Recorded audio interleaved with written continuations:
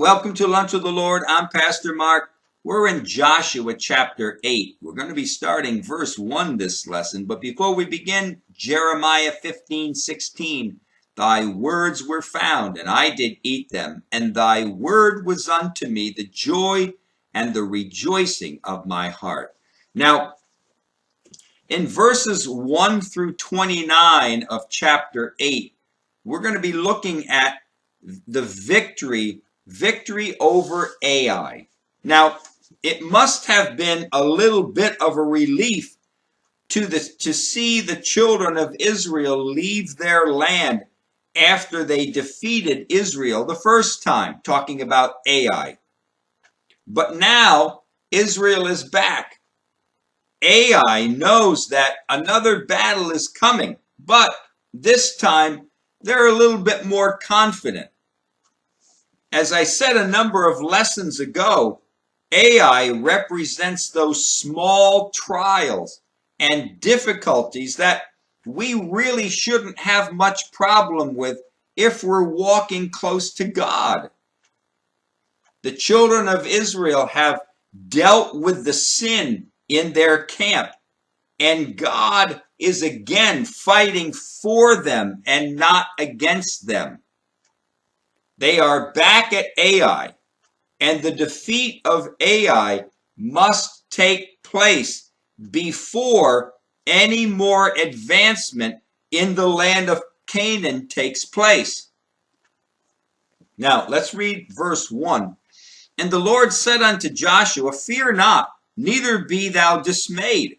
Take all the people of war with you, and arise and go up to see Ai. I have given it into your hand, the king of Ai and his people, and his city and his land. Now, he says here, God tells Joshua, Fear not, and neither be dismayed. These words have one meaning, and that is that God's presence is back with the children of Israel. In Exodus 33, verses 14 and 15, it says here, And he said, meaning God is talking to Moses, and he said, My presence shall go with you, and I will give you rest. Verse 15, now Moses responds and talks to God and says, If your presence does not go with me, then carry us not up hence. Don't take us up to the promised land or anywhere unless you're going to go with us. And the question to us today is do we care about God's presence enough like that? Does God's presence mean enough that we want him with us when we go to work, or when we go shopping, or on vacation, or when we visit family, or whatever? Yeah, are we that interested in having God's presence with us when we do things? It should be that way.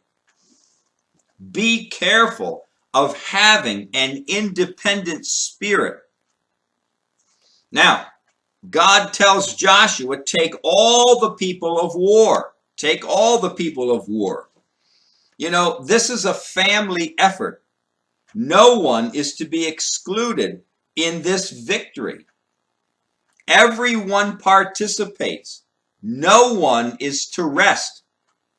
To defeat the enemies that come against us, it takes not just prayer or not just the Bible, but it takes prayer and the Bible and fellowship with believers, edifying and encouraging. And then he says, God says to Joshua, See, I have given into thy hand the king and the people and the city and his land and everything.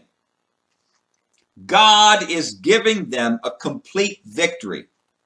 God is giving them not just a city, but a whole territory of land. You have to understand, when they defeat Ai, they're not taking just the city. They're taking all the land around the city also. We do not know how big Ai's territory was, but Israel is now in possession, after they defeat Ai, of a good piece of land in the middle of the land of Canaan, west of the Jordan River. As I said back in chapter 7 and verse 2, that Ai was one of the main, the city was built on one of the main roads that led from the city of Jerusalem up to the north part of Canaan. Ai also protected the fertile land of Samaria. So strategically speaking, the defeat of Ai and the taking of its territory would give Israel a stronghold in the central region of Canaan. So this defeat of Jericho and then Ai, they're taking the whole middle part of the land of Canaan. Now, verse 2, and you shall do to Ai and her king as you did unto Jericho and her king. Only the spoil thereof and the cattle thereof shall you take for a prey unto yourselves. Lay you an ambush for the city behind it. Now, God is allowing the children of Israel now to partake of the spoils of Ai. So why Ai and not Jericho? And personally, I think that the reason has to do with the principle of the first fruits seen in Exodus 22, verse 29, Exodus 23:19, and Exodus 34:26. The principle of the first fruits. God requires his portion first. Then the children of Israel get theirs after. Only the material spoil was to be taken, not the people or the inhabitants of the city or of that land. They were to take only the material portions of it, not the people.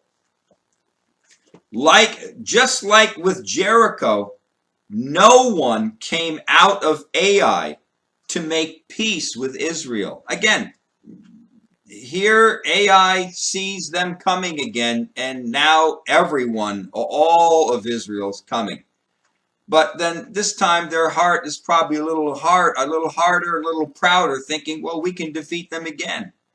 And they never realized that their defeat of Israel had nothing to do, in a sense, with them. It had everything to do with God. They would rather die in their sin than to make an effort to get right with God. And that's the way many people are. They harden their hearts and they'd rather die in their sin as an independent, proud, rebellious person than to humble themselves to God and live. Now, let's read verses 3 through 8. And it gives here, in these verses, it gives the plan.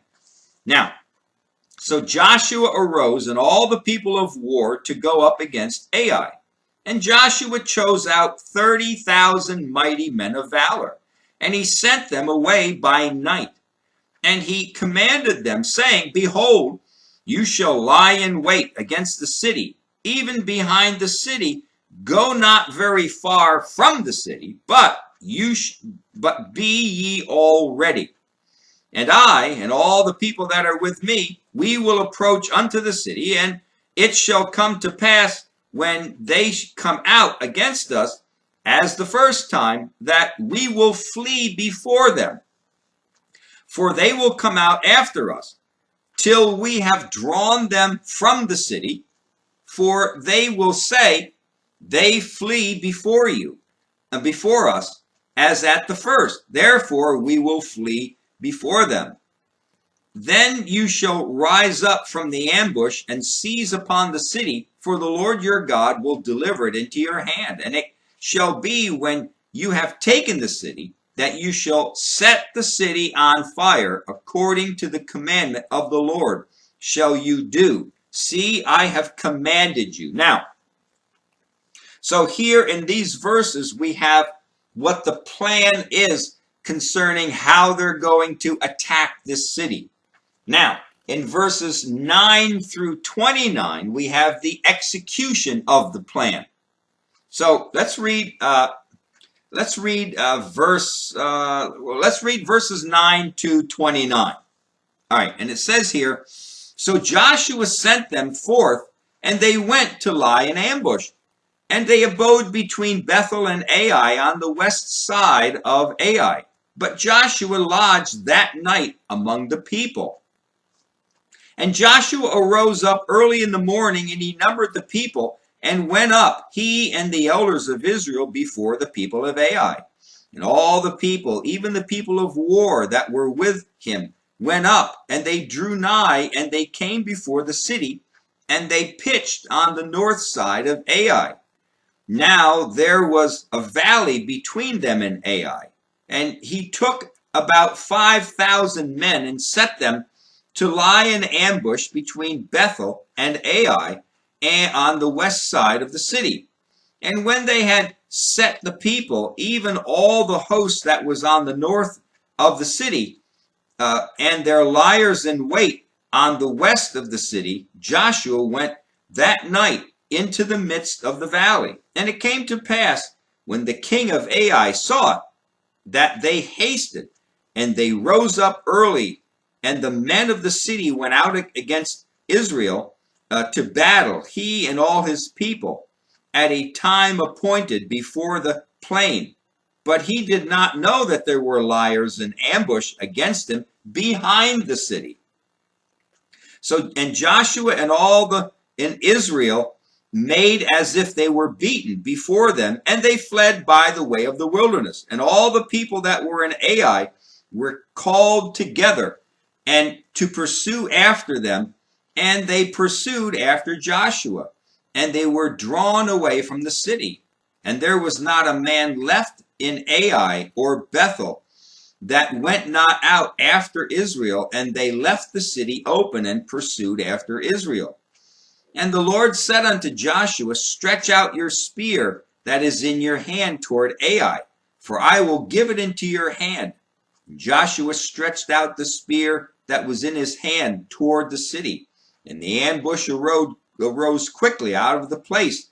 And they ran as soon as he had stretched out his hand, and they entered into the city, and they took it and hasted and set the city on fire.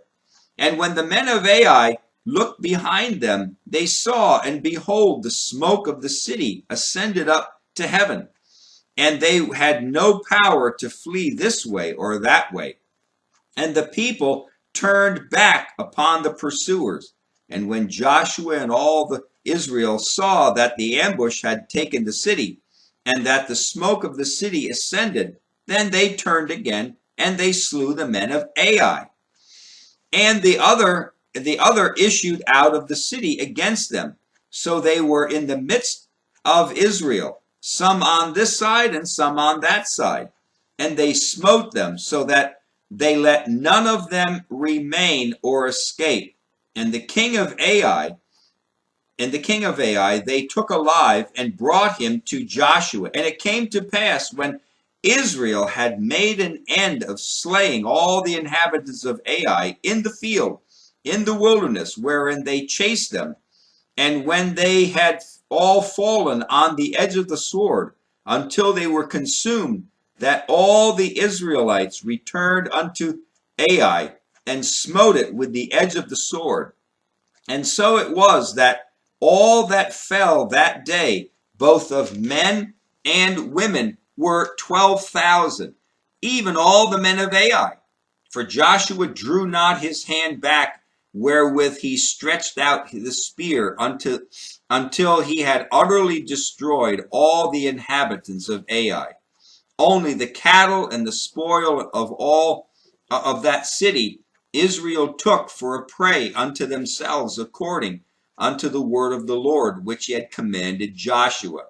And Joshua burnt Ai and made it into an heap forever, even a desolation unto this day. And the king of Ai he hanged on a tree until evening.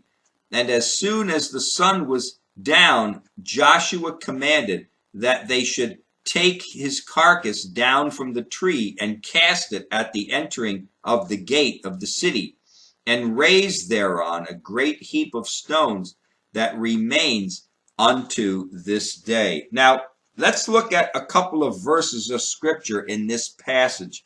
And let's look at verse 26. Verse 26 says, For Joshua did not draw back his hand, wherewith he stretched out the spear, until he had utterly destroyed all the inhabitants of Ai. Now, as Moses held out the rod over the battlefield in Exodus chapter 17 and helped give Joshua and his army victory over the Amalekites, Joshua now holds out his spear over Ai until Ai is completely destroyed. Now, verse 29 says, And the king of Ai, he hanged on the tree until evening, and as soon as the sun was down, Joshua commanded that they should take his carcass down from the tree and cast it at the entering of the gate of the city and raise a great heap of stones, and it remains there unto this day. Now, the hanging of the king of Ai on a tree is a picture of our Joshua, which is our Savior, who hung on a tree and was victorious over principalities and powers in the unseen world. He was triumphant over them by his cross. The taking down of the king's body after sunset is in accordance with the Mosaic law of Deuteronomy 21, verses 22 and 23, that a man's body must not remain all night upon a tree. And the placing of the king's body at the gate of his city is a type of the gates of hell not prevailing over the church and the work of God, because their king is dead. All unsaved people, they serve what? They serve a defeated king. They took the king, they hanged him, and then after that they set him at the gate. They set him right there. They buried him at the gate as a testimony. That testimony to everyone in not everyone in Ai, because they were all killed now, but it's a testimony that the gates of hell will not prevail against the church. And they left it there as a memorial. So we're going to continue on here in verses 30 through 35 with Mount Ebal and Mount Gerizim. We're going to do that next lesson. But until then, walk with the Lord. I know he walks with you.